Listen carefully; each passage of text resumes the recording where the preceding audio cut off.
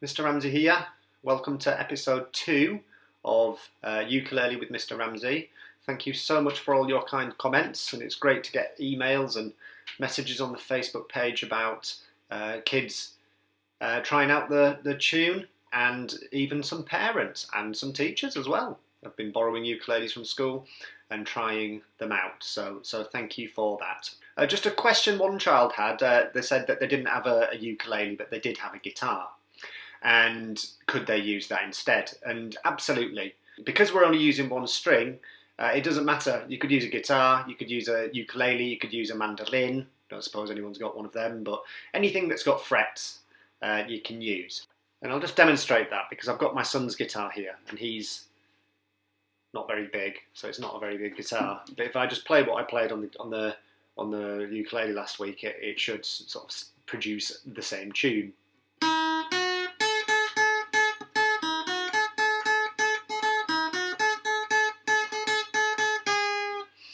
So yeah, you can use a guitar. It doesn't matter at all. I should have said that last week, really. So I'll begin again by just going through a bit of language. It's important to understand the words that I'm using. We talked last week about frets, and a fret, if you remember, is the gap between the metal bars. So if we're talking about the first fret, it's the first gap. The second fret, the second gap. The third fret, the third gap, and so on. Now last week we only went up to fret number 5. This week, however, we go up to fret number 9. And some instruments have dots on, some of them have dots on the neck to help you see where your fingers should go. And that's what those dots are for. It's just so if you're playing along, you look down at a glance and you know that that's the fret you need to be on. But if you haven't got dots on your instrument, like I haven't, it's you just have to sort of know roughly where it is. And the more you practice, the more you get it, and eventually you'll be able to do it without even looking down at the neck. So this week's tune, let's see if you recognise it.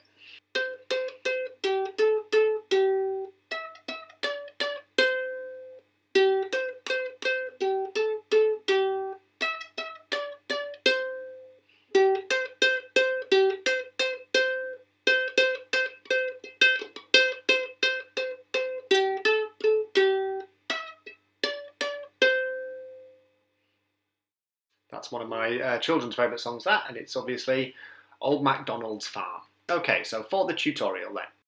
So just remember that if I say the first fret, I mean the first gap. And one thing I didn't mention before is just to remind you that if I say open string, it just means no frets pressed at all. So it's just the string played by itself. Sometimes I say open string, and sometimes I say 0. Because 0 frets are being pressed down. Because Old MacDonald's a bit longer and uses a few more frets, I'm going to break it up into sections. And the first section is the bit that says, Old MacDonald had a farm. So that starts on fret number 5. And if your instrument has dots, it's usually the second dot. And we're going to use this first string again. You could actually use any of the strings. It wouldn't matter.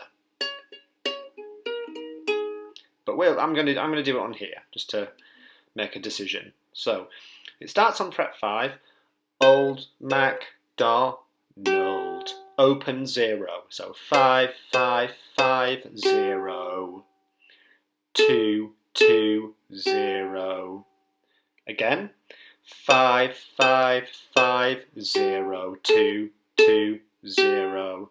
Now my fingers might be getting in the way a little bit there, so I'm going to do it with just one finger, and you can use multiple fingers if you want, like a rock guitarist, or you can just use one. It doesn't make any difference. It will always sound the same. So it's fret number 5 to start. 5, 5, 5, 0, open, 2, 2, 0. One last time. 5, 5, 5, 0, 2, 2, 0. And then for the next bit, E-I-E-I-O, it goes quite high up the neck. It goes up to fret 9. That one there, fret 9. So if you count 1, 2, 3, 4, 5, 6, 7, 8, 9, E, I, 7, E, I, 5. O. So if you count backwards in odd numbers, 99775, 99775, 99775. Okay, so that's fairly straightforward. And then together they sound like this. 55502220 99775. Again. 55502220 99775.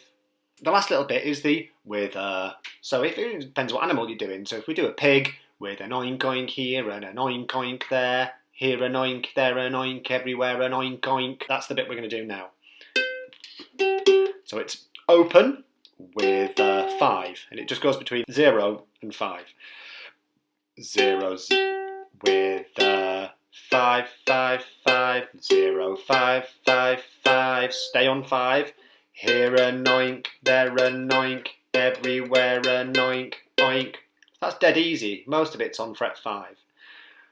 0 with an 5. Oink, oink, here 0 5 5 5 5 5 5 5 5 5. Everywhere a 5 5.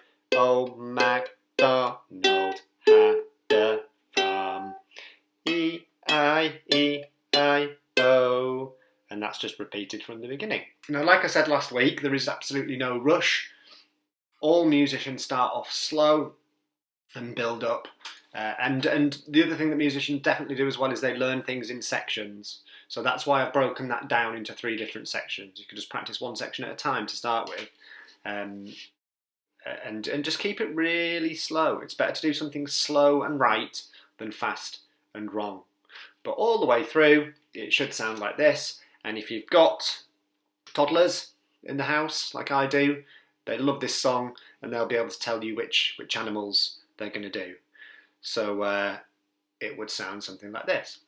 Old MacDonald had a farm, E-I-E-I-O. And on that farm he had a pig, E-I-E-I-O. With an oink oink here and an oink oink there, here an oink, there an oink, everywhere an oink oink. Old MacDonald had a farm, E-I-E-I-O. And there are many verses. So, once again, thank you very much to all you kids who messaged me to give me kind comments about the last video. And it would be, I still haven't had anyone attach a video of them playing it. Don't be scared. There's no pressure to be amazing at it, just having a go. I've been in bands since I was a teenager. I'm always the worst player, and it doesn't matter because I just love doing it. It doesn't matter if you're good, bad, or just having fun. Just do your best. Okay, so I hope that's given you a bit of something to do, something a bit different, and once again, just let me know how you get on. Stay safe, kids, and I'll see some of you later in the week, and the rest of you don't forget to email me, especially Year 5.